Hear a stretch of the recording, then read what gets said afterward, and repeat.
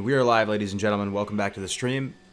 My name is Kargoz. The date today is April 10th, 2019, and I'm just praying to Ragnaros right now that we're gonna have a stable stream. I did some deep digging yesterday. I tried my best to try and get everything squared away. So far, so good. 0 drop frames. Hopefully, no echoes.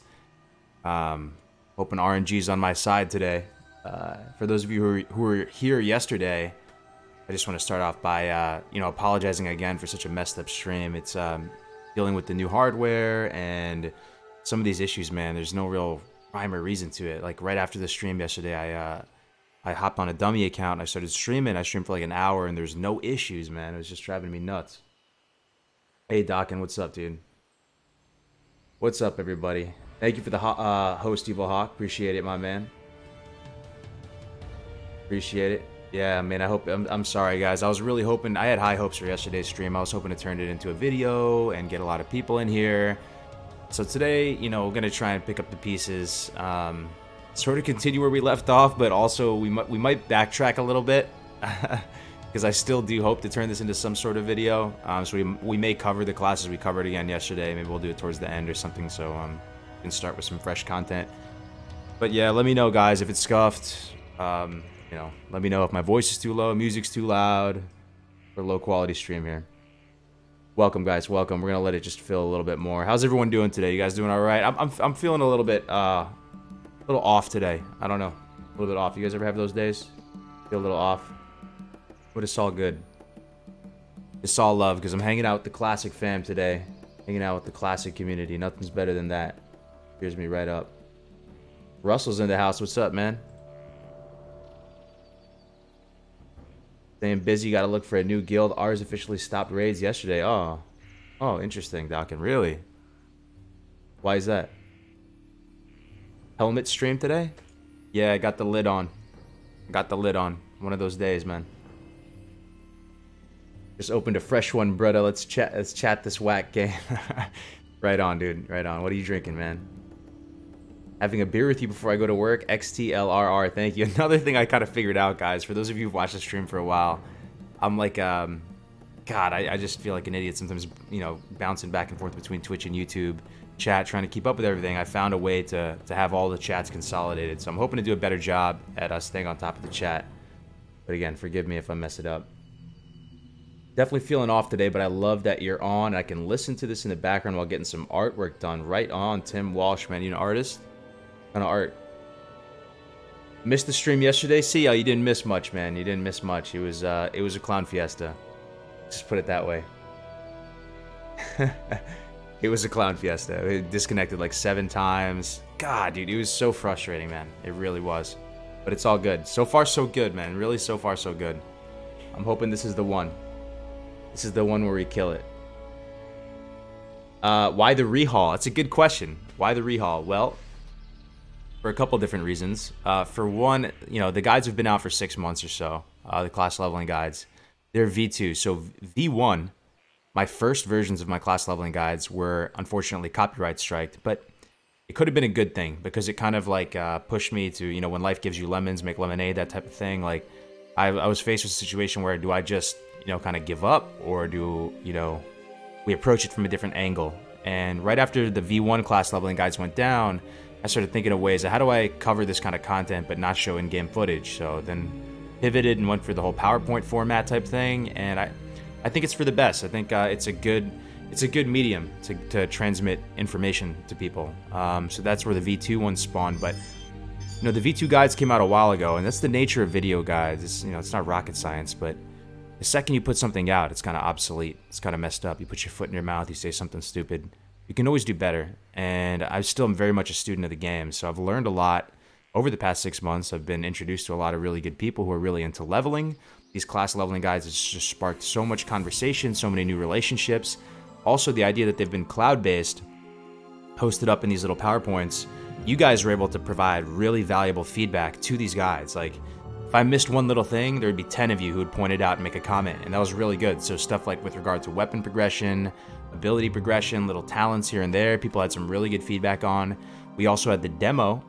So the demo kind of opened our eyes towards how Classic is likely going to operate with not being able to on-demand sit proc talons and no front stabbing, no front shredding. I also been getting a lot of flack from Reddit, and rightfully so, that about the front stabbing and front shredding stuff. I did, in my defense, put a couple different builds there. It wasn't like you have to front stab or front shred or bust, but I'm hoping to set the record straight with the V3 leveling guides, but you guys are getting a little inside taste of where my mindset's at right now.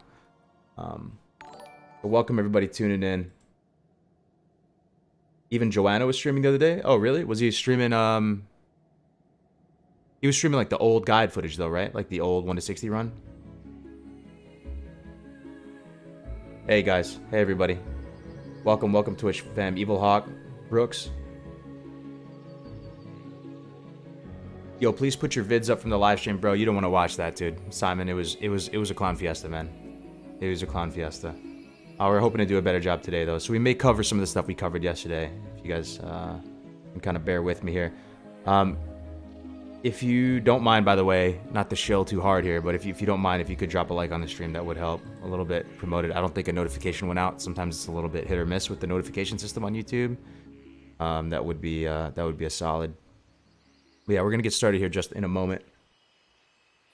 YouTube took a dump on him yesterday, man. I took a dump on myself, dude. I got a new computer, new mic. As you can see, this little weird, circle thing in front of my face. And first we had the echo issue, then we had the PC issues, and then I don't know. For those of you who were here yesterday, you remember I broke my processor with an X-Acto knife. That was a low. That was one of the lowest moments. So I had to get a new computer. Justin with the $2. Thank you very much, man. Thank you very much for your continued support. You were here yesterday, hanging in there. Yeah. Right on, man. Thank you very much for the support. Are you redoing the classes? I'll kind of feel it out. If you guys think it's Resident Sleeper and I'm just boring you to death and you heard all the stuff yesterday, then maybe I won't do the classes we did yesterday. But doing the stream yesterday, I was all over the place because the stream kept crashing. It was hard to focus and really dig deep. I want to dig really deep with all the classes with regard to leveling. All right, so we're going to go ahead and get started. There's a good amount of people in here. Welcome again, everybody. Welcome. So the goal, let me get into this little presentation here. So real quick, we'll just do the high level stuff, housekeeping stuff. The goal here is to, rehaul the class leveling guides, but also, just make an effort to create more of a leveling meta and a leveling community. Leveling, you've heard me say it a million times, it's probably the part of the game that I like the most. It's what I'm most passionate about. I feel like I'm really in my element when I'm talking about leveling, when I'm talking about theory crafting talents and stuff, and it's something that I don't really have all that much time to play these days. I'm either making videos or doing wedding stuff or, doing weird stuff. But the time I do have, I really like theory crafting leveling and getting in there and trying different dual leveling combinations, and that's kind of my thing, man. I really enjoy it. So hoping to create this time around, come Classic WoW, a really robust, vibrant leveling community to further legitimize it as a content block. And there's some really great things about leveling. I mean, it's a social activity. It's accessible to anyone. You can have any amount of time and you can still partake in it. It's social. I love the whole idea that duo leveling is now where where I currently stand right now. I do feel like duo leveling is the optimal line of play for pretty much, not for every playstyle and every person, but as a gross generalization, I do feel that way. And maybe Hunter would be the only exception there. But I hope to create group leveling resources. So a lot of you guys want to duo level, but you don't have someone that you can play with. And that's going to be the most important thing, right? That's going to rip the dream. It's going to stop it. So hopefully making a Discord channel or making some kind of, I don't know, whatever you guys can think up of, but some way to get people together who want to level as a group. And it's really a lot of fun. There's a whole nother meta here that you can sink your teeth into. You know how people love the spreadsheets at endgame. They love min-maxing every last detail. It is really fun. I do enjoy that. It's really grown on me a lot. But this is a whole nother aspect of the game that you can do that with and sink your teeth into. So all that is really exciting. Let me check the stream health, man. I freaking have kind of anxiety now checking this stuff. Yeah, so like fun events, there's some stuff like in order for this meta to be truly, oh wow, what is going on here? XTR is gifting tier 1 subs to Kargoz Gaming Community. Gifted a tier 1 sub. Thank you very much, man. Thank you for the tier 1 sub gift. Russell Wow with the 100 biddies as well, dude. Thank you very much, man. Appreciate it. I don't want to miss that chat. But yeah, in order for this meta to be alive and well, there needs to be some sort of competitive aspect to it, right? Like there's only so many times you can beat the machine, you can beat the robot before it starts to get repetitive or boring or whatever. You need that human versus human interaction. You like that kind of competition. There's nothing more exciting in life than that human versus human competition. So I think some ways we could do that with regard to leveling is doing stuff like solo speed leveling challenges. That's not so much social, but it doesn't have to be to 60. You know, you can just do 1 to 10 and try and beat your last time. You can do 1 to 20 or 10 to 20. It doesn't matter. The possibilities are limitless. Another thing is to do like unique rule sets when it comes to leveling. So the main one that sticks out that a lot of you guys have probably heard of before is the Iron Man challenge. That's where you can't die. If you die, you have to delete your character. It's like Diablo hardcore mode. I've always thought it might be interesting to do that on a vanilla WoW server. That would be really, really hardcore. But there could be other stipulations and stuff like that too to create like a really interesting, unique rule set. And one thing that I plan on doing on stream, which I think will be a lot of fun, and it's something you can complete in 1 day, so it doesn't like go. It's not something that will last over the course of a week or something like that. Would be these dungeon challenges where you get your A team together, everyone who you feel is really efficient and on the same page, and you're playing really well together, and you race another 5-man or maybe a couple other 5-man teams. They're all streaming it. And you just try and clear out Dead Mines or RFC or Wailing Caverns as fast as possible. So you're really trying to push the envelope and get in there as early as possible, potentially, to have the best class composition heading in there. Stuff like that I think would be really fun, community-type events. And it plays into the whole idea that Vanilla WoW is like really this sandbox-type environment. Like, the game is beautiful, and it exists, and it's giving you all the tools you need to do whatever you want with it. So this is something that we can do. So I don't want to talk your ears off too much with this stuff, but group leveling, very exciting to me. Duo leveling, like I said, probably the optimal line of play as of right now. Trio leveling is a whole nother beast. I haven't even scratched the surface with trio leveling. Once you get to that 3-man, threshold, you start to run into like mob density issues. Stuff dies too fast and it's not respawning fast enough. But it's stuff that you have to play with, and you start to get that group XP, bonus XP modifier. So, Trio is something that it's pretty unexplored. So it's something I'm really looking forward to, continue to tinker with. Another thing is 5-man leveling.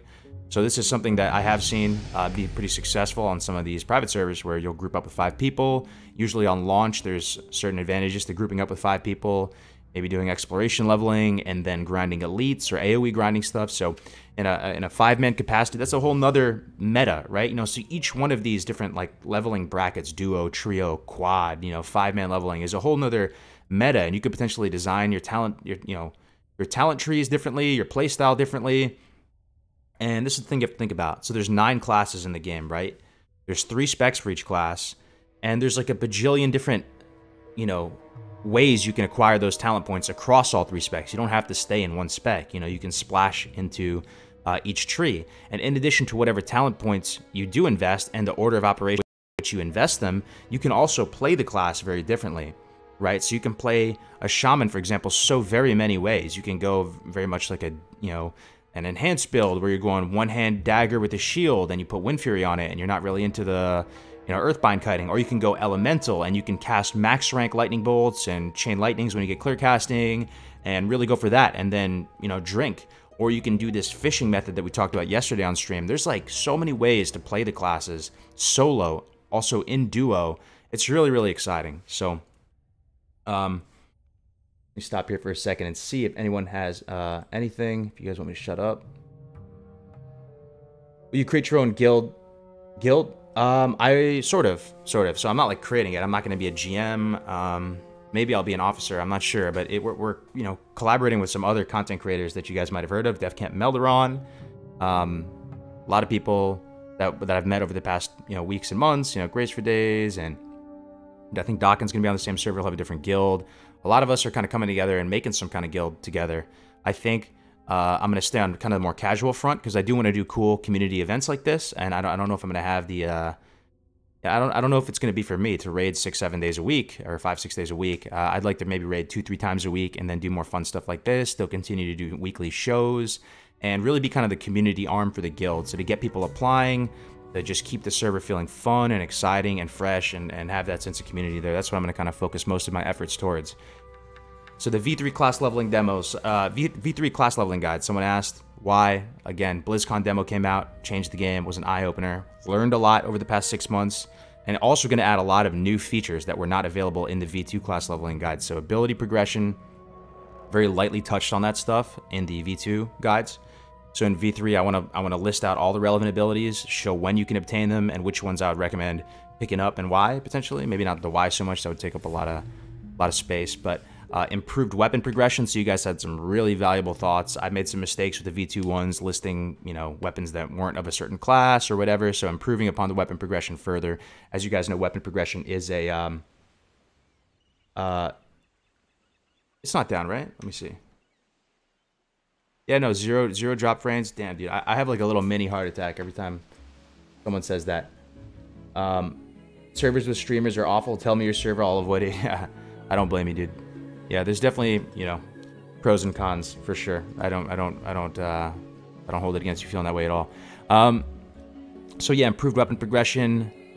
Gonna also add some duo leveling comps in there. So I'm gonna primarily design these guides around the solo leveling experience, but I do think it'd be valuable to put, you know, synergistic duo leveling class combinations in there as well as gifts. I found a pretty light way to produce gifts to demonstrate some of these things, like whether you're hamstring kiting or earthbind kiting, or you are how to utilize sweeping strikes, where you don't have to actually have gameplay footage, like a huge cutscene to gameplay footage with UI and all that, but mainly just a small GIF that shows over the course of a couple seconds how to use something. So all that stuff is in the pipeline with these leveling guides.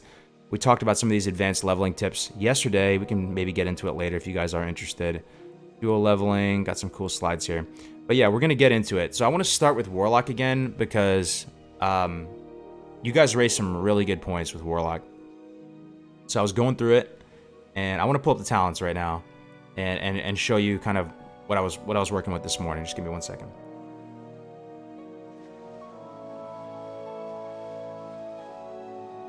Hey Blaine, what's up, dude? Good to see you. Crimson in the house. What's up, fam? Which is fine, you're good here. That's good. That's really good to hear. So far, so good. I'm not trying to jinx myself, but the stream's holding up pretty good right now. All right. So some of the key takeaways from yesterday's stream, I'll lightly touch on them again, and I'll show you kind of a new thing that I was working with this morning. So I think I overvalued improved drain soul too much in V2, and pretty much all the leveling guides I've seen related to Warlock, IMO, overvalue improved drain soul. We'll talk about why. The second thing is I was really on this like hype train of using Imp really early.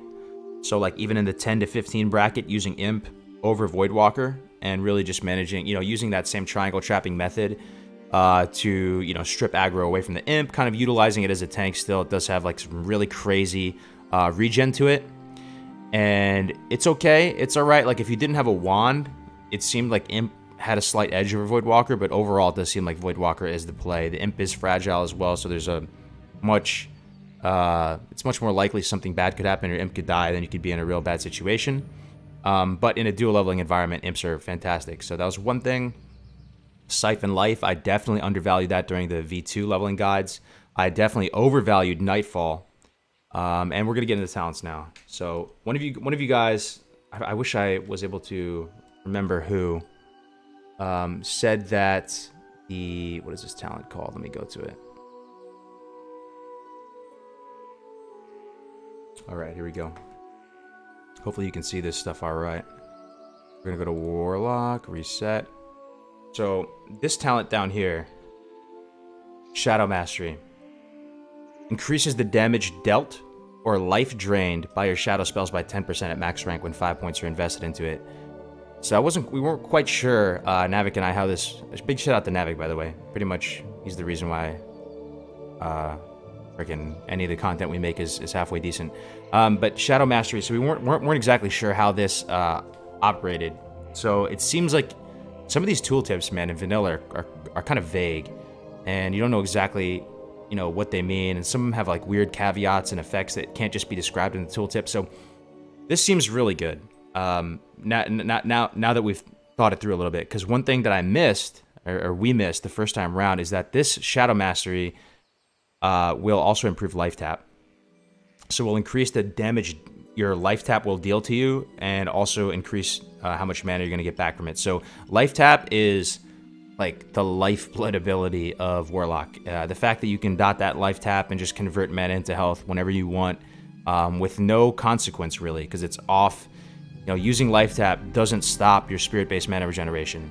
It's an instant. As someone made a really good comment too, I just love the feedback you guys provide. Someone made a really good comment and explained it really well. So life tap isn't an instant cast, it's an instant. It doesn't use mana. It's an instant, not an instant cast, and that's why it doesn't like interrupt your 5-second mana generation per the 5-second rule. So the TLDR is this. So this is how I would spec a Warlock out if I was going solo. If you plan on playing Warlock, this might be interesting to you. So I go 5 out of 5 Corruption, and I go right into Improve Life Tap. So we're making a decision here to go into this resource generation tool, improving it, giving you another 4 or 5 mana per life tap, as opposed to getting hit. So when you see this spell, Suppression, reduces the chance for enemies to resist your affliction spells, you can literally just think of this as spell hit. So I have up on this little chart here, it might be valuable to you guys to take a look at. Where is it? So, about spell hit. Here's a little note about spell hit.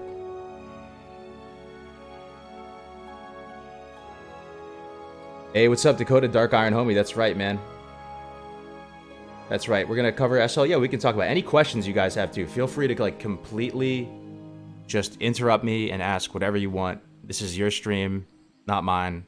I messed it up yesterday, so if you have any questions, and honestly, a better way to do it is just to ping me on Discord directly, because sometimes the chat will move kind of quick and it'll slip through the cracks.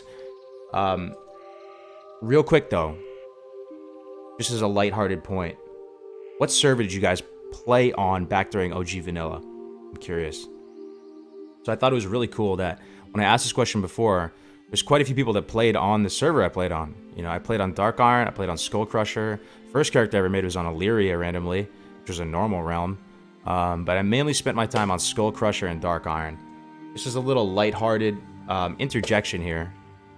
Let's get some server love in the chat, guys. Also, I hope they bring back the original server names. I don't see really any downside to it. RPPP. No, let's see the server name though, not the type. You remember the name? It's been a while. Well, I think a lot of people might have forgotten the name by now. Manaroth. Oh. Chromagus, Fire Tree, hell yeah. Nerzul. I played on Nerzul during the more retail versions of the game. Actually, yeah, Nerzul was a good it's a good server. Hell yeah. Awesome.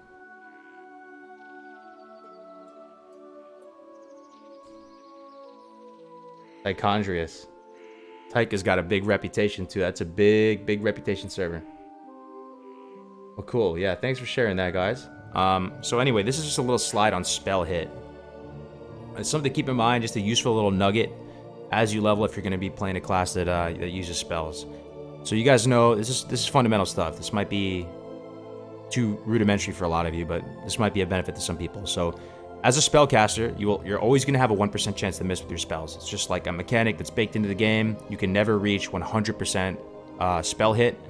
You're always going to have that 1% resist chance. So you can think of resist as hit. You know what I mean? If something resisting, it's almost like you're missing. So when you get some of these talents that reduce the chance mobs resist, it's like you're increasing your hit. You see what I'm saying? So against a target of the same level, you have a 4% chance to miss. This is factoring that 1% chance to miss, like that just irrefutable 1% chance to miss. So the maximum hit you can get to give yourself the best chance of hitting that target is 3%. So if you're fighting a target 1 level higher than you, it goes to 5 and 4. If you're fighting a target that's 2 levels higher than you, it's going to go to 6 and 5. So let me go back to these talents right here. And it's something that hopefully the logic makes sense. So a lot of classes have talents like this, right? You've seen many classes have this. Reduces the chance for enemies to resist your spells by X amount, right? So, oh man, I forgot to say the last point that would make it really interesting. So if you see, there's a big drop off here. So as soon as you reach targets that are 3 levels higher than you, you see that it's linear. It's like 4, 5, and 6. And then once you get to mobs that are 3 levels higher than you, you have a whopping 17% chance to miss. So what does that say? there's not really a whole lot of point in trying to kill mobs that are 3 levels higher than you. You're really like, you're shooting yourself in the foot. It's gonna take way longer to kill them. You can just take way more damage than anticipated. And to my mind, it also says that because you're really not going to be targeting mobs that are 3 levels higher than you, really the most amount of hit or resist chance that you're trying to go for with these talents would be 6% to me, because you have a 6% chance to miss. You need 5 basically, right? So you need 5%. That's 5% is like, if you get 5%, that resist chance for 5%, you are like effectively hit capping yourself against mobs that are 2 levels higher than you. You really shouldn't be fighting mobs that are 2 levels higher than you. So now I'm going to go back to the talent tree. So when you have choices to go all the way up 5 out of 5 and reduce the chance for enemies to resist your affliction spells by 10%, how do you guys feel about this? Because are you really fighting mobs that are super, super high level where this is going to be that impactful? If you're fighting mobs that are 3 levels higher than you, it could have some impact, but it doesn't. Once you're at that 17% miss chance, like, moving the needle by 1% or 2% doesn't do as much as if you're fighting mobs kind of within your ballpark level range. Let me see what you guys think about this. XXI says, can you tell me anything to encourage me playing my hunter? Originally mained, love the class, but their DPS drops off hard for AQ and Nax. I really don't want to be a drag on group comps past PWL. Yeah, I mean, hunter's a great class, man. One, I could talk for ages why you should play one. One, they look really cool. They're rocking out their full tier sets. You have great quality of life out in the open world, leveling, gold, making gold, all this. Also, vanilla is set up in a way is that if you're not playing at the top, tippy top, tip of the iceberg, tip of the spear, cutting edge, guilds, if you're not playing in that top 1% of guilds, players are going to be misplaying. There's going to be wiggle room. There's going to be gray area, and you're going to be able to work harder than other people and be better than other people and be totally viable and be totally good to go. And it's hard to say that hunters are this bad or that bad. It's hard to say any class is like definitively a certain way, because vanilla is very sandboxy. It's set up in a way with all the items and consumables will allow you to perform beyond the limitations of your class. So what I would say is, another thing is there's almost a certain like stress that comes off your shoulders when you're not expected to top the meters, right? If you're not expected to be at the very tippy top of the meters, but you don't have to worry about it so much, right? Like that may be a little bit conducive to slacking or whatever, but to my mind, being around the block a few times and not being super hardcore in guilds or whatever, but, going through the different expansions, raiding throughout different expansions, you kind of, like, soften up a little bit. Like, you don't feel, like, the super fire in your gut anymore to, like, really be, like, the very top parse guy. I don't know, at least personally. So, Kargoz, I have seen the light, and I'm leveling a hunter come launch. I was going to level a gnome rogue. I played back in vanilla. Gnome rogue, huh? You guys know how I feel about gnome rogues. Yeah, I think you should go with hunter, man. I think you should go with hunter. Yo, Kargoz, what's your opinion on improved cleave sweeping strikes build? So, improved cleave, it only affects the bonus damage of cleave. It's not like the base amount of damage, so it doesn't really move the needle that much. Also, the thing about getting improved cleave is that it's in the fury tree and not the arms tree. So if it was in the arms tree, it'd be a worthy consideration, I'd say. But it's kind of deep. It's like a tier 4 talent in the fury tree to get improved cleave. So I'd rather just get sweeping strikes. And by the time you like get sweeping strikes, you're already close enough to whirlwind. Like, you're not gonna have all the rage in the world. You're pretty much gonna charge in. You might cleave once to dump your rage down to 25, so that when you swap over with tactical mastery, you're still gonna have enough rage to. You're not gonna waste any of that rage. Ultimately, not a huge fan, man. Not a huge fan. But yeah, so I guess my original point is that I don't see a whole lot of need to go past 3 out of 5 in these types of talents. You see what I'm saying? Because the drop-off is so big once you start fighting mobs 3 levels higher. So I think that's the sweet spot. So if I was leveling a Warlock, I would go 5 out of 5 in a Corruption. Getting this to instant cast is huge, guys. Can I say one thing that's also really interesting? Did you guys know this? So whenever you cast anything in vanilla, what happens to your swing timer? Anybody know? If you cast anything, it could be a rank 1 spell. If you cast something, what happens? What happens to your swing timer?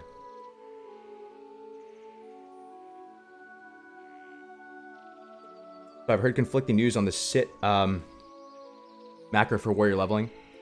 It's like 99% likely you're not going to be able to sit proc. Yeah, it resets. You're right on. You're spot on. So this is more of a concern like early, right? Early in the game, potentially with a Warlock where you still might be meleeing or, you know, doing something like that. But it's just something to keep in mind. It's a juicy little nugget. That's another benefit towards having an instant cast versus a hard cast, like whenever you have that kind of cast animation. So there's a lot of benefits towards having an instant cast. There's, like, let's think about it. The differences of having a casted spell versus instant cast. Let's go. Let's think about it. 1, you can queue up like a wand shot, like right on the back end of it. 2, you're resistant to pushback effects, right? You're not going to be susceptible to getting hit and delayed with that. 3, you can move with that. 4, it gets you closer, you know, maybe marginally so, but it gets you closer back to that 5-second rule again, so you can be regenerating mana passively based on your, you know, spirit-based mana regeneration. A lot of benefits to an instant cast. So IMO, I do think getting improved corruption 5 out of 5. Unless you're really dual leveling and trying to go for that improved imp, which would be the other permutation of this, where you go 1 point to improved corruption, 3 into improved imp, and then back over to improved corruption. Other than that, I'd pretty much go 5 out of 5 corruption on a Warlock to start, pretty much no matter what. So our first real choice here, you see how detailed we're getting with this though, guys? I don't know if this is too nerdy, if this is like, you know, this is some nerd level that's like over 9,000 or something like that, but I do think improved life tap is the way, man. Life tap is just so good. I would choose it over the hit just to make that decision. And you might be like scratching your head. This ties back to my original point about improved drain soul. So improved drain soul, when you read this tooltip, it looks like amazing. Like you don't really fully understand it. You're seeing these big numbers. You're like 100%, 100%, 10 seconds, 50% of normal. Holy shit. This thing is just like so good. It's giving me so much benefit. It seems like it's a talent designed for leveling. Let's get this thing ASAP. I was kind of in that camp, to be honest. I was in that camp before. I was like, dude, we got to get this, dude. This looks so juicy. Looks so juicy, right? It looks so juicy. Look at it. Look at it. Just like a big fat tooltip. But here's the thing. You can really simplify this talent down to reading this. Like just imagine you could scratch all that text off the screen. And instead of all that text, it just said, gives you 5 ticks of spirit-based mana regeneration. Gives you 5 ticks. So that could be 5 ticks while you're not outside of that 5-second rule, so you're just getting 5 ticks, or it can effectively feel like you're doubling up your spirit-based mana regeneration if you're outside of that 5-second rule. But this will ultimately give you 5 ticks of spirit-based mana regeneration, whether you're in combat, not in combat, whether you're in the 5-second rule or outside the 5-second rule. Either way, it maths out to the same. You get 5 ticks of spirit-based mana regeneration. So at an early level, we tested this. At an early level, you know, if you were to pick it up right away, you get about 20. You get about 20 mana per tick per tick of per tick, right? Regenerative tick. So times 5, I'm no mathematician here. It's about 100 mana. I think it was 21, so it's 105 mana, right? It's 105 mana. So rank 1 Drain Soul costs 55 mana. So you still have to cast this thing. And by casting this thing, you're putting yourself within that 5-second rule. You see what I'm saying? Like you're not outside of it. So if you throw a couple dots on a mob and you're wanding it to death, and you're already in that 5-second rule, and you're starting to regen, and you think, hey, it's a good idea. The mob is low. I might as well Drain Soul it. You're actually going to be at a loss, dude. Because yes, you're going to gain 5 ticks through this talent, but you're potentially going to lose a bunch of ticks as well because you just interrupted your 5-second rule regen. I don't know if that makes sense. And the initial cost of 55 mana is nothing to scoff at early on. So the key takeaway with Improved Drain Soul is it gets better over time. It gets better as that 55 mana, you know, becomes less and less impactful. This is going to get better over time, and the main TLDR point is don't rush it.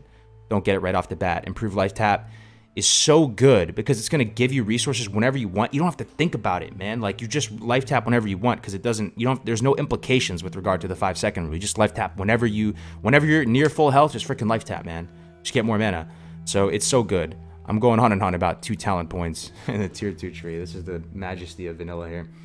Nefo Wow just subscribed with Twitch Prime. Thank you very much, my man. Yeah, we are. I'm kind of going over what I went over yesterday, but there's some new revelations as well, too, especially with regard to this Shadow Mastery. Again, apologies if this is repetitive, but I was really hoping to turn this into a video and get it up there, so we're just going to keep going. All right, so pretty much 5 out of 5 improved corrupt. Does anybody disagree? And it's okay to disagree. Like, I'm very much a student of the game. I'm still figuring this stuff out like you. You know, I could be off base with a lot of this stuff, but this is where my head's at right now. So 5 out of 5 improved corruption, moving into 2 out of 2 life tap. Now at this point you have a decision. You can start going to improve drain soul. At the end of the day, it's still potentially somewhat valuable if you use it right at the end of a cast, you know what I mean? And you need shards anyway for whatever reason. But at this point, I think I'm likely to go 2 points into suppression here, just to get up to that 4%. So at 4%, you're going to cap yourself out. You're going to basically hit cap yourself against mobs that are 1 level higher than you. And that's pretty much the level range you're trying to stay at. You ideally want to kill mobs at your level, or maybe like 1 level higher than you potentially, right? So one thing about mob level, I mentioned this yesterday, forgive me if this is repetitive, but it is a really key point, especially early. It's especially impactful early as you're leveling. There's a very harsh penalty for killing stuff that's low level in the early game.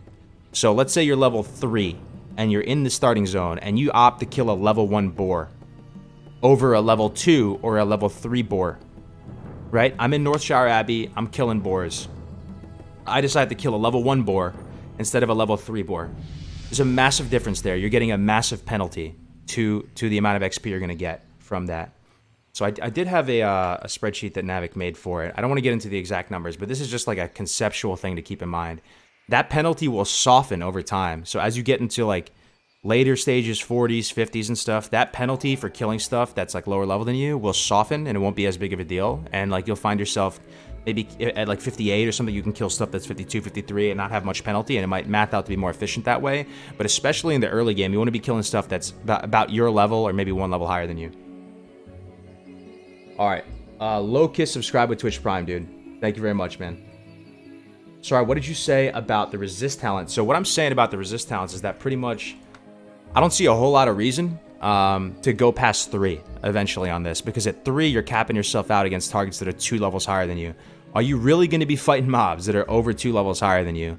Because that's where the further points of resistance will come into effect.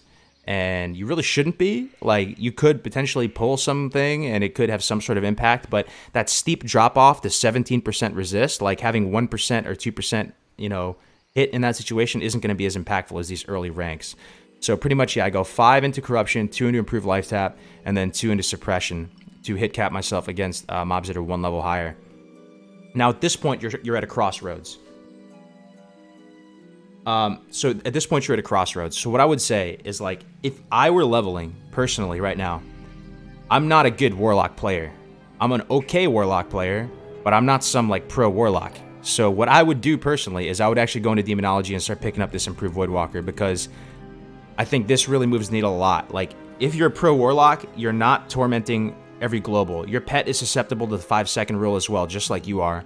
So if you just have torment, which is the voidwalker taunt on autocast, you're gonna go you're just gonna mess it up. You're gonna mess up the threat, you know, between you and your pet. You're gonna potentially pull off your voidwalker. It's really gonna slow you down. So if you're in that boat like me, you're not really maybe the best warlock player, or a little bit inexperienced with the class, I would actually recommend going into demonology, picking up 2 into improved hellstone, 3 into demonic embrace, and 3 into improved voidwalker.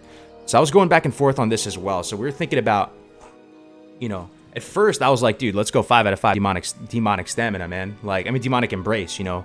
I like getting percentage increases to stats. That's juicy. That stuff can get buffed by kings and other weird stuff like that. But the thing is, spirit is somewhat impactful. Like, stamina is impactful too, but spirit will actually help you regenerate resources faster, like mana faster, right? You don't necessarily need to stack spirit and go overboard with it, but stamina, you know, unless you're dying, stamina doesn't really move the needle much, right? So I'm kind of a little bit on board in the sense that Hellstone can give you like a little extra tempo burst of resource regeneration when you need it if stuff goes awry. So I'm kind of more on board. I'm in the camp of 2 Hellstone, 3 Demonic Embrace, moving into Improved Voidwalker. But I do think, like, if you are some pro freaking warlock, if you are some pro warlock, dude, and you're not taunting on cooldown, like you have everything bound separately, you're freaking high speed, low drag, you know what's up, you know how to manage the threat with your Voidwalker, and, you know, with real finesse, you may not need to go this route, and you can just proceed down the affliction tree. So if you're some pro warlock, what I would probably do at this point is I would pick up the 2 points in improved drain soul. So at one point, Amplify Curse would open up. but it feels bad leaving this at 1. Like, it's somewhat completely useless when it's at 50% chance. You need to get to 100% chance. So you might as well put 2 points into this. Get this as a mechanic on the table that you can make use of potentially. And then at this point, I would pick up Amplify Curse. Then I would pick up potentially 1 point of suppression based on your playstyle, because 3 out of 5 is all you're going to need. You can choose to pick this up later or not. I would really probably make a conscious effort to only kill stuff at my level or 1 level higher, so I'd probably leave it at this, and I would start investing points into Improved Curse of Agony. This is opening up the next tier. So this leads us to our next interesting point of discussion here. So you can choose between Grim Reach or Nightfall. Let's hear it in the chat. And this might be the nerdiest stream in the world right now. We're talking about freaking 16-year-old talents, man. Like, or however old this game is, man. It's 2004, right? Yeah, 15, 16-year-old talents here. We're talking about tier 4 talents that are 16 years old and theory crafting them together, man. We should all do a little nerd hug right now. But what do you guys think? Would you go Grim Reach or Nightfall? Curious on your thoughts, because in V2, I'm not gonna like, you know, try and sway you guys either way. We got some people in either camp here. Nightfall is fun. Nerd hug. Yeah, we some nerds, boys. We some nerds. Face it. Face the bitter truth. We're nerds. It's all good, though. Wouldn't have it any other way, right? Proud to be a nerd, man. So, I overvalued Nightfall. So look at it. So let's like look at what Nightfall is. Some of you might, you know, need a refresher on what it is. So it gives your corruption and drain life spells. So before, I thought this kind of like actually worked with Siphon Life as well. I thought that was considered like a drain life spell, but it's like capitalized. So it really is only corruption and drain life that will give you a 4% chance to enter a shadow trance state after damaging the opponent.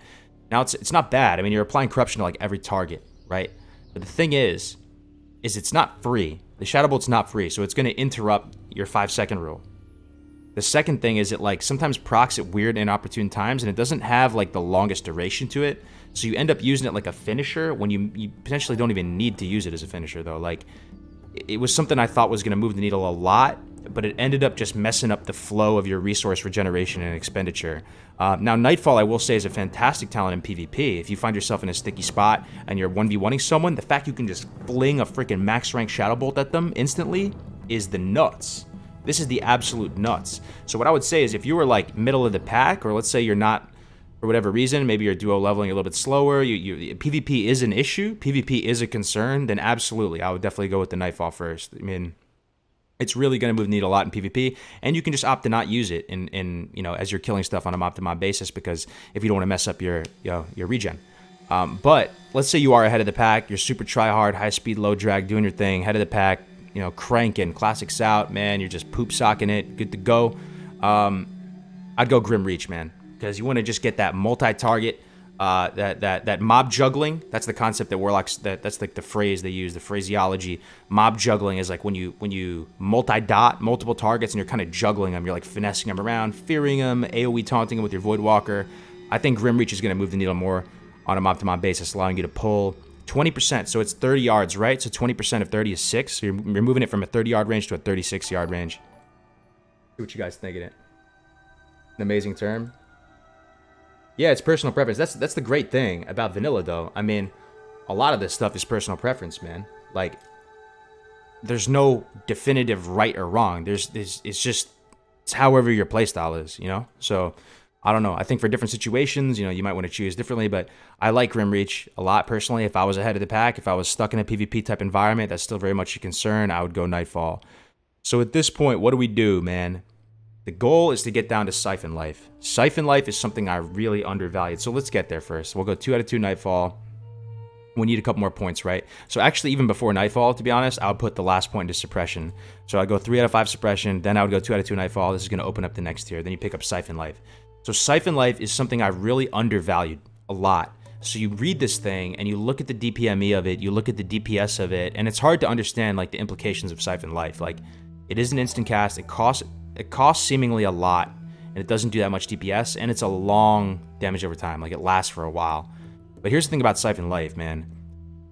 Like, oftentimes when you theory craft stuff and you look at stuff on paper and how much DPS it doesn't seem that good. It's hard to understand in practice how good it is. When you're actually leveling a Warlock and you're out there and you're in the 30s and you're using this thing, Siphon Life just takes you to those breakpoints needed to kill the mob, to finish off the mob. And also, like, when you're really trying to find this harmonious balance of resource expenditure and regeneration, having this extra little tick of life is super good. It actually moves the needle a lot. And it's really good having an instant cast. So, like, I found myself in practice, not in theory, going out into the open world, throwing up an Agony, throwing up a Corruption, throwing up a Siphon Life. Maybe not particularly in that order every time. Might be Agony, Siphon Life, Corruption. Either way, probably Corruption first, though. You want to give yourself max Nightfall ticks. That was the theory before. That was really the rotation. I was stopped using Immolate at that point, and Siphon Life, I found it to be quite good. And the other thing you have to keep in mind is that, and this is something that, you know, I took verbatim from Navik, because he told me this yesterday, which makes a lot of sense, is you have to keep in mind that every point of HP that Siphon Life is giving you, right? So every 3 seconds you're getting 15 HP. Every point of health this is giving you, you're able to convert that into mana at a favorable exchange rate through improved life tap. So this is going to increase the amount of mana awarded by your life tap by 20%, and you're going to see in this subsequent talent called Shadow Mastery that this is going to increase the damage dealt or life drained by your shadow spells by 2% per rank. So that is also going to affect life tap. So you're going to start to see this package really come to life. Yeah, cast Corruption, someone else hits it first. My Corruption ticks, and GG aggro of a mob that is intact for me. Shadow Bolt has a travel time and a shorter range than Agony. Yeah, there is for sure. There's the projectile time, right? Tagging with dots is a bad idea in general if you're competing with people. Certainly, Carver. Yeah, absolutely. No, that's 100%. That's 100% true. I mean, I'm thinking mainly in this kind of like theory crafted setting where you're ahead of the pack and you're really, you know, ahead of 99% of players. I like to find that extreme, and then you can kind of like factor reality in, like, and work backwards, right? But, you know, if you have an uncontested area, I'd pull with Agony. It's like a mortgage, right? It deals more damage towards the end of it. Found another spell that operates in the same way. Doesn't say so on the tooltip, but Star Shards, the priest spell for Night Elves, functions in a similar capacity. It's kind of funny. But yeah, so you throw up the Agony first because you want it to tick longer. It deals more damage towards the back end of the spell. So Siphon Life I found to be quite good in practice, and then we're going to move down to the Shadow Mastery talent. So at this point, you kind of have some dead points. It feels a little bit bad. I really just don't really see that much reason to get additional points in Suppression. I was thinking about it, but really the best thing I was able to come up with at this point is just getting Curse of Exhaustion and getting a couple points in a Curse of Exhaustion. This is something that could help you with Amplify Curse and Curse of Exhaustion. Could be a thing that bails you out of a situation, but these 4 points feel the worst out of any 4 points in the Affliction tree. But, and this is why I actually yesterday when we were talking on the stream, I was thinking that it may not be worth it to get Shadow Mastery, but then you guys were awesome and gave great feedback saying that Shadow Mastery also buffs Life Tap, which is a big deal because Life Tap might be the most important Warlock spell. So let's go 5 points into Shadow Mastery and check this out. So think about how many things. Why are you skipping Life Drain? Well, look at it, dude. It doesn't really do much, man. Like 2% increases the health. Well, let's figure it out, man. Let me figure it out. Let me pull up Life Drain. Let's find out. Let's find out how much damage it does. Let's just pick, like, you know, rank 3, whatever, right? It's probably what we would get at this around this level of Siphon Life. Yeah, level 30, right? So this is the rank that you get when you pick up Siphon Life. So let's go 29 health every second from the target, last 5 seconds. So let's go 29 times 5, 145.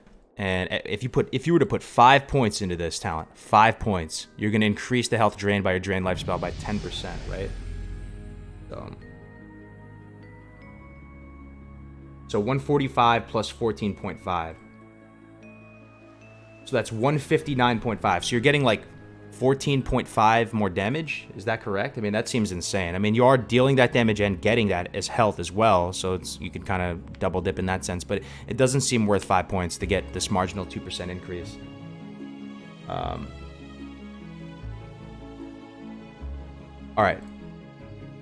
So yeah, that's my reasoning. Anyway, but let's think about Shadow Mastery. So let's think about everything that Shadow Mastery impacts. Let's think about this. It affects a plethora of spells that you use on a mob-to-mob basis. It affects Agony. It affects corruption. It affects life tap. It affects siphon life. All of these things are benefiting from the increased damage dealt or life drained by 10%. And in aggregate, I do think that is very valuable. And I'm a big fan of being a frugal resource spending, like really getting into that frugal mindset where you're trying to spend as little as possible and to be as sustainable as possible on a mob-to-mob basis. So, you know, the fact that this improves siphon life healing and improve life tap, it just feels excellent. So I don't think it would be worth it to get Dark Pack at this point. And after here, I would start proceeding into the Demonology tree. So I would go 2 Improve Hellstone, 3 Demonic Embrace, 3 into Improve Voidwalker. Now I need your guys' help on here. We're trying to make a decision here between Fell Intellect and Fell Stamina. So Fell Intellect increases the maximum mana of your Imp, Voidwalker, Succubus, and Fell Hunter by 3% per point, so it's 15%. And then there's also Fell Stamina, which does the same but for health. So it seems like to me that mana would be more valuable than the health on your pet. So you could have more taunts, really more taunts. I mean, that's what I'm thinking, right? But at the same time, if your Voidwalker is too squishy and is not able to be at that baseline level of stamina that you need, that baseline level of health, and he's dying, then maybe stamina is worth it. So I don't know. I feel either way, you have to start with Fell Intellect a little bit, 2 points, and then you can pretty much go Fell Domination. You can put a couple points into Fell Stamina until you can open up Master Summoner. I think this package is pretty good, and it's actually a worthwhile consideration if you were playing on like a really savage PvP server. This package with Fell Domination and Master Summoner is going to allow you to sack twice. You get that double sack, so you sack the Voidwalker once, and you can quickly resummon another one and sack it again, which is the nuts. That might be another permutation of this. If you were to level in like a really hardcore PvP server, that might be something you might want to pursue. But let's see what you guys think about Fell Intellect versus Fell Stamina.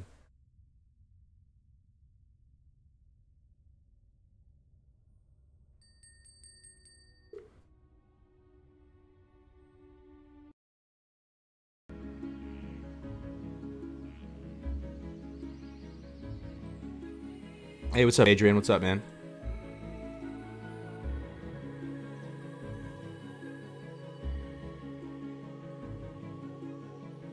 It seems like you guys aren't too, you know, opinionated either way on it. Again, my gut tells me that I would value the intellect more. It'd be a type of thing that you might have to test and see which one is more impactful given the mob range. You know, maybe at this current level, what level are you? Like you're like 50s apparently, right? The mobs are pretty tanky at that stage, and they might be hitting you pretty hard, and you might have to have multiple rows of Warlock dots to kill these mobs if they're not dying within one row. So maybe the stamina is better. I'm not sure, but either way, you're at 56. You're just gonna finish off with a couple points in Unholy Power, and that's gonna be it. So this is how I would level a Warlock in Classic WoW. You guys have any questions about Warlock?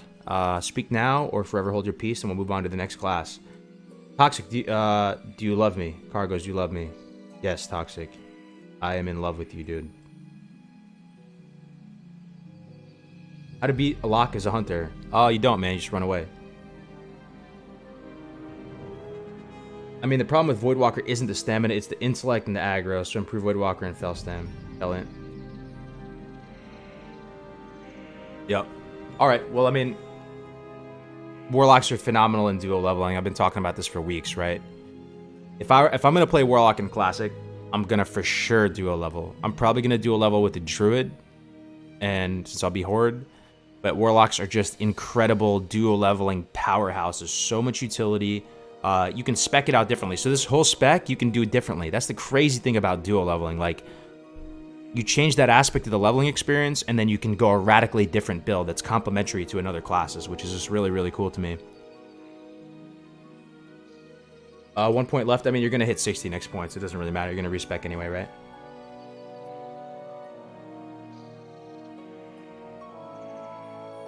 Dark Pack worth? We're thinking about that. Like, if you were duo leveling, and like you are using the Imp, right? See, this is what I'm talking about. If you're duo leveling with a Paladin, and the Paladin's giving your Imp Blessing of Wisdom, that Imp already has Notor Barter regeneration, right? The Imp regenerates like a freaking beast.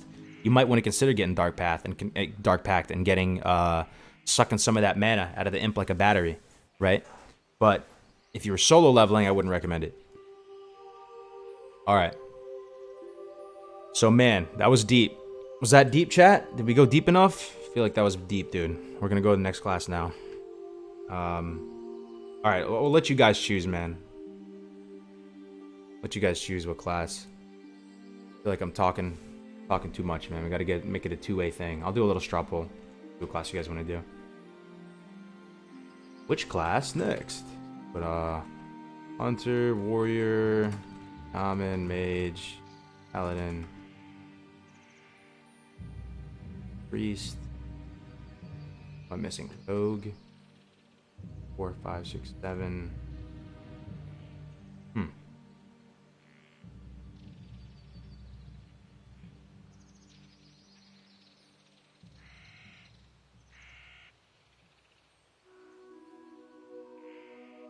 Druid, that's what I'm missing. God, there's always one. Whenever you write out the classes, you always like freaking brain fart on one of them. Alright, so I'm gonna drop a straw poll in the chat. And we're gonna do the next one, boys. Yeah, don't put it in chat, just vote. Vote on the straw poll, guys. Yeah, we did Hunter yesterday, but we're kind of covering him again. The stream was so scuffed yesterday that I didn't really get out a lot of the stuff I wanted to say. My mind was in a kind of a really bad spot because the stream was so frustrating. So I'm going to talk about a lot of this stuff again. Forgive me. But yeah, I put a straw poll in the chat, guys. If you could be so kind as to vote on what class you want to see next, we'll get into it. While you guys are voting, I will be back in 1 minute. So just keep voting, and we'll see what you guys think. Be right back.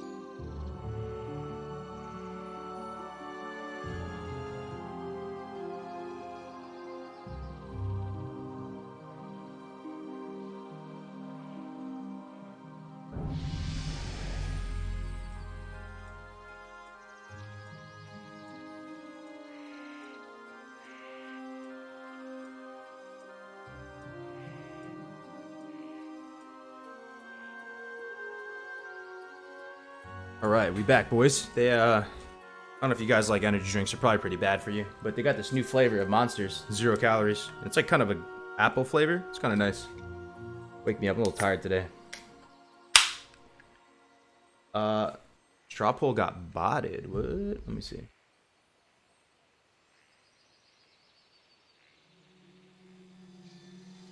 No, it didn't get botted. It's fine. Okay.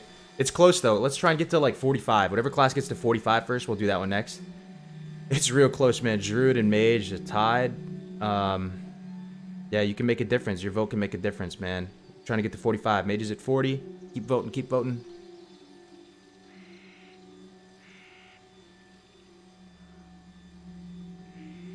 No stream problems today. Lee, you're so right, man. It's putting a smile on my face.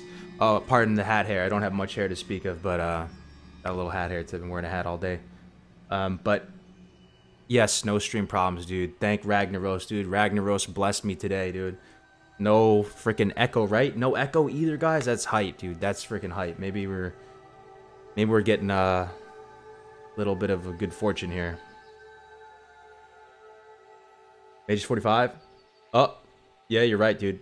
50 a mage. Damn, dude. You guys want to see some mage content, man.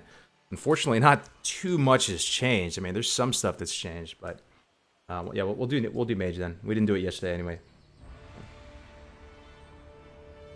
Ragnaros blesses thee, absolutely. Mage, slow shit down and AoE them. You did it. Yeah, but there's a lot of different ways to AoE them, though. So yeah, we'll go into mage now. Where's mage at? Okay, so yeah, let's talk about the changes between V2 and V3 of the leveling guide. There's been some stuff. We got the $10 donation from Saint Sacred, dude, with the continued support day in and day out with the donos. Saint, I appreciate it, my brother. Thank you, my man. Thank you, man. Keeping a roof over your boy Kargoz' head, man. Thank you, Saint. Appreciate it, dude. All right, so check it out. One of the things that we were curious about heading into the demo is how Clearcast would work. So I'll just pull up. It's always the best starting point just to go with the talents. Let me pull up the mage talents. So one thing that I learned, man, from doing all these class leveling guides is that Clearcast is a hell of a mechanic, guys. Clearcasting is very, very desirable in Classic WoW, and I mentioned it yesterday. I didn't really talk about it in too much specificity today. But one real key takeaway, guys, one thing, if I had to pick one thing that's going to improve your leveling speed, it's probably just going to improve your enjoyment of the game while leveling in general, is to get into that frugal mindset where you go into a mob and you almost gamify that fight. That 10 to 15 second fight, instead of just like AFK and pressing one button, gamify it. Turn it into a game. Think to yourself, how little resources can I spend on this guy while still having a good kill speed? Try and end the fight at a zero loss, right?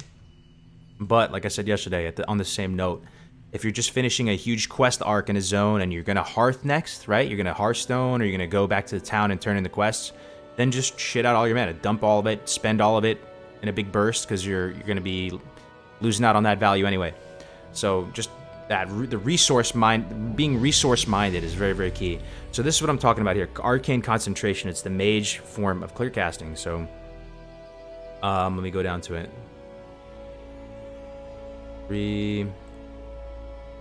Alright, so we were curious to see how this would work. If you read it, it gives you a 10% chance of entering a clear casting state after any damage spell hits a target. The clear casting state reduces the mana cost of your next damage spell by 100%.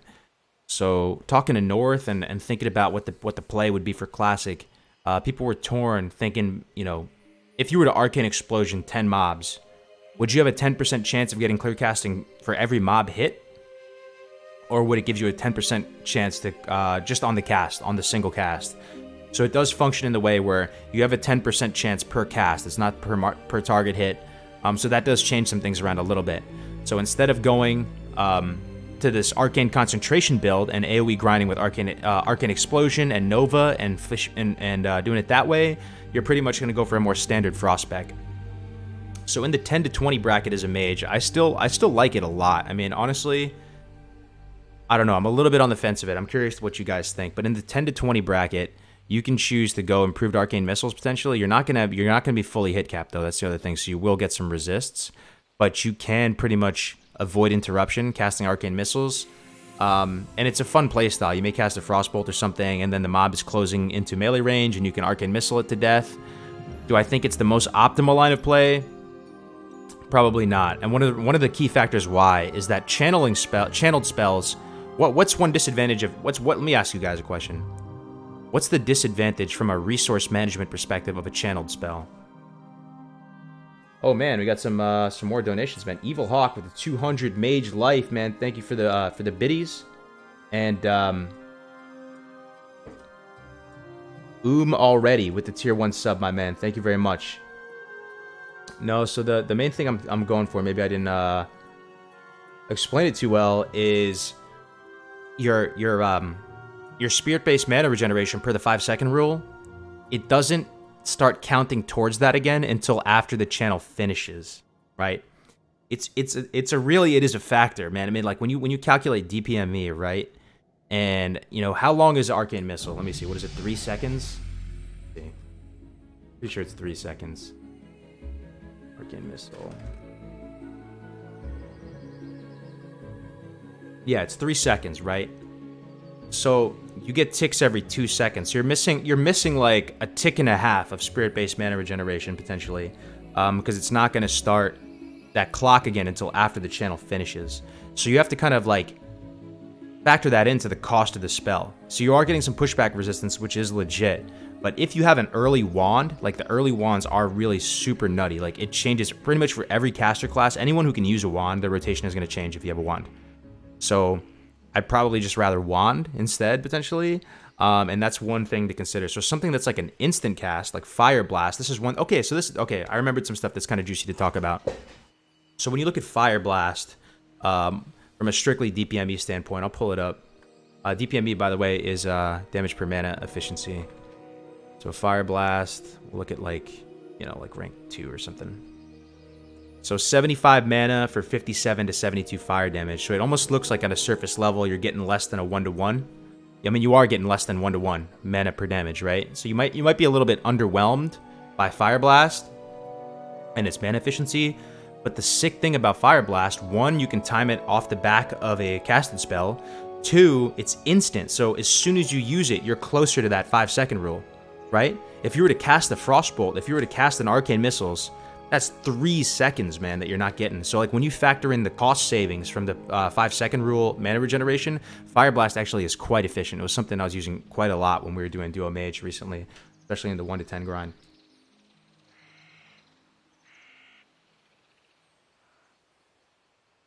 Did the stream crash, dude? Stream looks okay.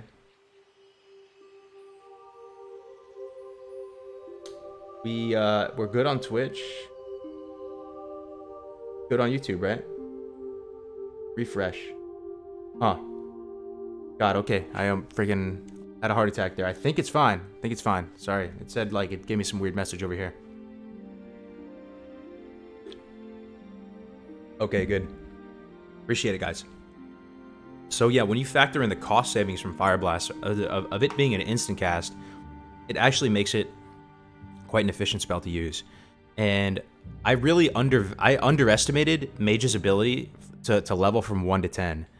And like my man Xruse, if he's in here today, I've been talking with him the past couple weeks. He's a really good speed leveler. He was on Nether, whatever that new server was called, and he was the top dog there, man. He was leveling super fast. He was number 1 for quite some time. I think he eventually kind of gave up on it, but you know, he showed me a Mage video 1 to 10 in an hour and 25 minutes. That is absurd, dude. 1 to 10 in an hour, 25 minutes. For the longest time, I was thinking that Mages, like, they struggled. They had a slow start. That's what I was thinking.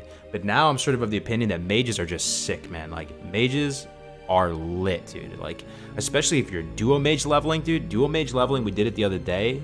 Oh my god, it was so good. So the way you do it, if you guys want to go double Mage, this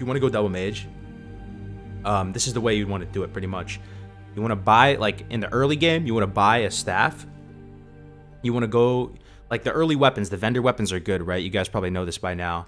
They're usually worth pretty much for all classes, picking up that early cheap weapon for a couple silver, because you pretty much all classes are utilizing their melee swing timer and getting value from it. So you're going to pick up that staff, and then you're going to alternate who uses mana. So one mage is going to dump mana first, while the other one is getting value from their melees. And then you're going to go back and forth. And if you do this back and forth, and you synchronize your resource regeneration, neither of you are going to have to drink, and you're going to level super efficiently. And it just felt incredible, dude. You have double polymorph. Double polymorph is just an insane get-out-of-jail-free card. The 1 to 10 speed is super fast on a mage, though. So if you don't, I mean, we didn't get the 1 to 10 in an hour and 25 minutes, let me tell you. It was something like a little under 2 hours, but... if you're capable of getting to 1 to 10 on a mage in an hour 25 minutes, do it. Just go solo and go do that. That is insane, the fact that they're able to do that. So mages have grown on me in that sense. I do think they're strong levelers even in that bracket. Got a troll in the chat, dude. You know, this might be the first person I've ever banned any Twitch. I never really banned people. Rip. What do you think of Elemental Precision as the first talent for the hit? Yeah, that was generally the build. So you can get all 3 points right away if you want to cap yourself out against targets that are 2 levels above you, or you could just go with the 2 points to start as well. So took me 3 days, 10 hours to level a mage to 60. AoE leveling is the nuts, bro. 3 days, 10 hours. That is absurdly good, dude. That's really good. Congratulations. Congratulations, man. What is your opinion about the Cone of Cold plus clear cast kiting instead of Blizzard? Yeah, it's the way to go, man. If you're a pro mage, like the really pro mages, and I'm not a pro mage. I've never done this, to be honest. Like, I may have a few times actually when testing the leveling guides. I was doing it, but never really done it for real, like on a live server. But some of the really pro mages, they don't rely on Nova as their way to lock down mobs and to blink. I always thought, right, when you think about mage AoE, I have visions of back in the day playing classic, playing original vanilla WoW, and seeing mages in the Western Plaguelands at Sorrow Hill. And I distinctly have one memory that comes to mind. Like, you guys are, any of you guys the same way, where like your memory's not that great in general, but you'll have like really vivid memories that feel like they're just yesterday, even they were like a decade ago. So I just have one memory of being on my paladin. I had a dwarf paladin. I was leveling up, and it just felt so shit leveling him. I was in the Western Plaguelands, and I saw these mages in Sorrow Hill gathering up like 20 ghouls and blizzarding them down and going like, damn, dude, I done fucked up. I picked the wrong class. That's the classic mage AoE setup, you know? You gather mobs for ice barrier, you Nova them down, you potentially blink away, you cast a couple blizzards, you rinse and repeat. And it's an infinite value loop as long as your mana is able to sustain that.